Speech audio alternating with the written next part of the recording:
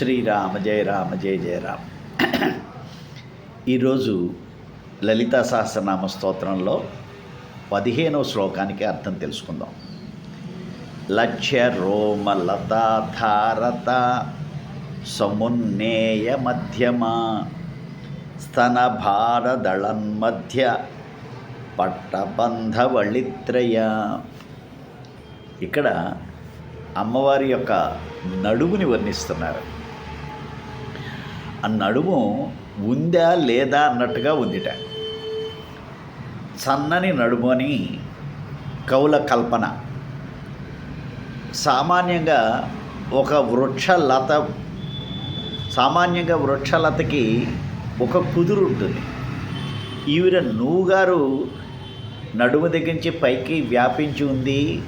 సన్నని వెంట్రుకల వరస వల్ల ఒక లతలాగా ఏర్పడ్డదని కింద శ్లోకంలో చెప్పుకున్నాం కదా.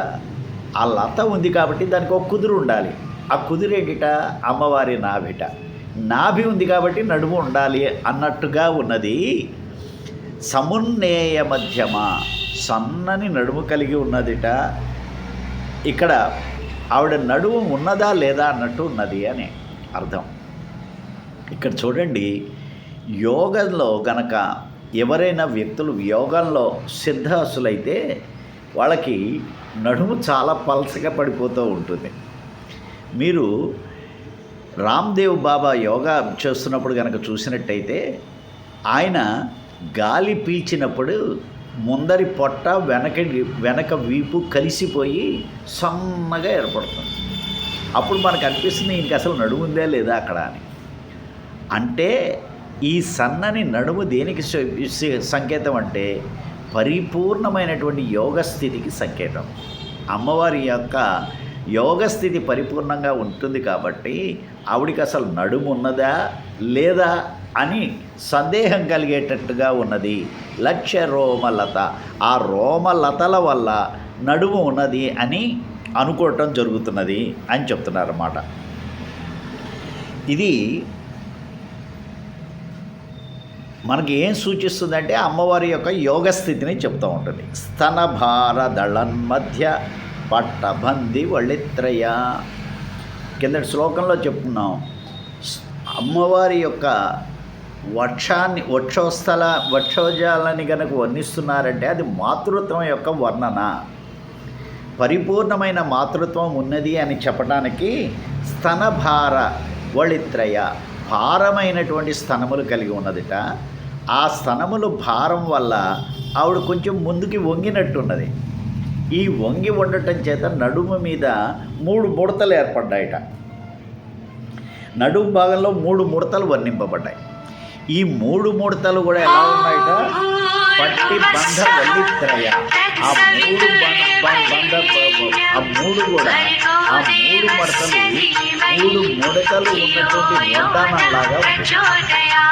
ఆ తల్లికి 3 ముడతలు ఉన్నటువంటి వడ్డానంలాగా ఉన్నది. పట్టబంధి వళిత్రయ. పట్టబంధి అంటే వడ్డాణం. ఈ వడ్డాణంలో 3 ముడతలు ఉన్నట్టుగా కనపడుతున్నది ఆవిడ నడుము.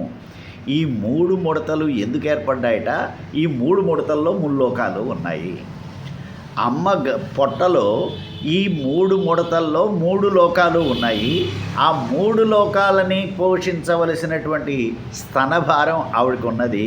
కాబట్టి అంత భారమైనటువంటి స్తనం వల్ల కొంచెం ముందుకి వంగటం వల్ల మన నడుము మీద 3 ముడతలు కనపడుతున్నాయి. చూడండి, ఇందులో ఎంత అద్భుతమైనటువంటి రహస్యాలు చెక్కి చూపిస్తున్నారు.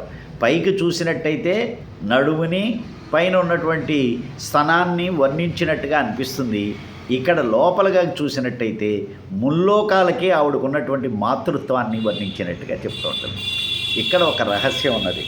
స్తనభార దళన్మధ్య పట్టబంది వళిత్రయ. ఈ ఒక్క వాక్యాన్ని గర్భిణీ స్త్రీలు 7వ నెల వచ్చిన దగ్గర నుంచి ఈ వాక్యాన్ని గనక వాళ్ళు మననం చేసినట్టయితే, బాగా మంత్రజపంలాగా చేసినట్టయితే, ఎప్పుడు ఈ థాట్లో గనక వాళ్ళు ఉన్నట్టయితే వాళ్ళ పిల్లలకి సరిపోయినన్ని తల్లిపాలు లభ్యమవుతాయి. ఇది అనుభవంగా నేను చూసినటువంటి విషయం. ఇక్కడ ఎందుకని ఒక వాక్యం అలా మన మీద పనిచేస్తుందా? మంత్రం అంటే ఏమీ కాదు, రిపీటెడ్ పాజిటివ్ థాట్. మంత్ర జపం అంటే ఒకే పాజిటివ్ థాట్ని అనేక సార్లు రిపీట్ చేయటం. ఇక్కడ ఏం చెప్తున్నారు? స్తనభార వళిన్ మధ్య స్తనభార దళన్ మధ్య పట్టబంది వళిత్రయ అంటూ అమ్మవారి యొక్క మాతృత్వాన్ని వర్ణించేటువంటి ఈ వాక్యాన్ని గనక పఠనం చేసినట్టయితే బాలింతలకు సరిపోనన్ని పాలు పుడతాయి అని స్వానుభవంగా నేను చూసినటువంటి విషయం. శ్రీరామ జయ రామ జయ జయ రామ.